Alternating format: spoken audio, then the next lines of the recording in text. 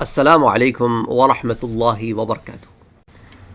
اگر آپ پہلی دفعہ اس چینل پر آئے ہیں تو اس چینل کو سبسکرائب کرنا نہ بھولیں، نوٹیفیکیشن بیل آئیکن پر کلک کرنا نہ بھولیں تاکہ آپ کو ریگولر نوٹیفیکیشن اپڈیٹس مل سکیں۔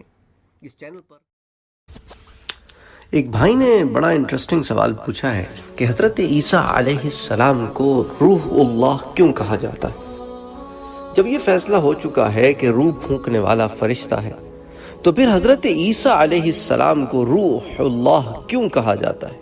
اور کیا آدم علیہ السلام میں بھی فرشتے ہی نے روح پھونکی یا براہ راست اللہ تعالیٰ نے؟ اس کا جواب یہ ہے کہ اللہ تعالیٰ نے عیسیٰ علیہ السلام کی روح کو اپنی طرف منسوب فرمایا ہے۔ پتہ چلا کہ اس میں اہمیت اور شرف ہے۔ مطلب یہ کہ اللہ تعالیٰ نے تمام روحوں میں سے حضرت عیسیٰ علیہ السلام کی روح خاص طور سے منتخب کی ہے اور فرشتے کے اختیار میں نہیں چھوڑی۔ اس لیے یہ روح بمنزلہ باپ کے، کیونکہ باپ حمل کا سبب بنتا ہے اور یہ روح بھی حمل کا سبب بنی۔ اللہ نے حضرت آدم علیہ السلام کی روح کو بھی اپنی طرف منسوب فرمایا ہے، جیسا کہ قرآن کہتا ہے کہ جب فرشتوں سے اللہ تعالیٰ نے فرمایا کہ وَنَفَخْتُ فِيهِ مِن رُوحِي، اور جب میں اپنی طرف سے اس میں روح پھونک دوں فَقْعُوا لَهُ سَاجِدِينَ، تو تم سب کے سب سارے کے سارے اس کے آگے سجدے میں گر جانا۔ تو وہاں روح کا اللہ تعالیٰ نے نفخت فیہ من روحی، کہ میں جب اس میں سے روح اپنی طرف سے پھونک دوں تو اللہ تعالیٰ نے روح کا اس میں منتقل فرمانا ادھر بھی اپنی طرف منسوب کیا ہے۔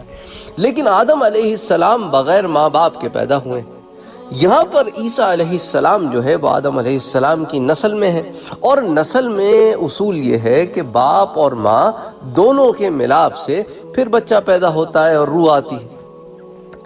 یہاں پر روح بذات خود ڈال دی گئی بی بی مریم کی کوکھ میں، اور روح کا منتقل ہونا اس لیے علماء کہتے ہیں کہ یہاں پر روح بسبب بن گئی اس کے، یعنی باپ حمل کا سبب بنتا ہے اور یہ روح بھی حمل کا سبب بنی۔ ادھر اللہ تعالیٰ نے آدم علیہ السلام کی روح کو بھی اپنی طرف منسوب فرمایا، جیسا میں نے آپ سے کہا۔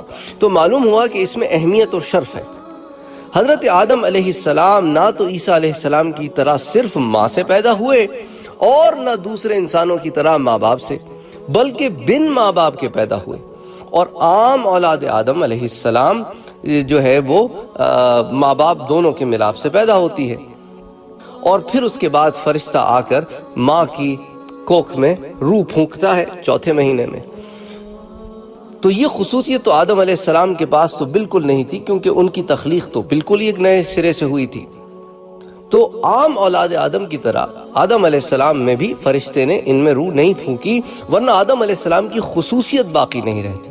وہاں آدم علیہ السلام کی خصوصیت اس طرح اللہ تعالیٰ نے بتانی تھی، تو وہاں پر اللہ تعالیٰ نے اس طرح ان میں روح پھونکوائی کہ اللہ نے ان کی مٹی میں روح پھونکی۔ تو اس پر دلیل قائم ہے۔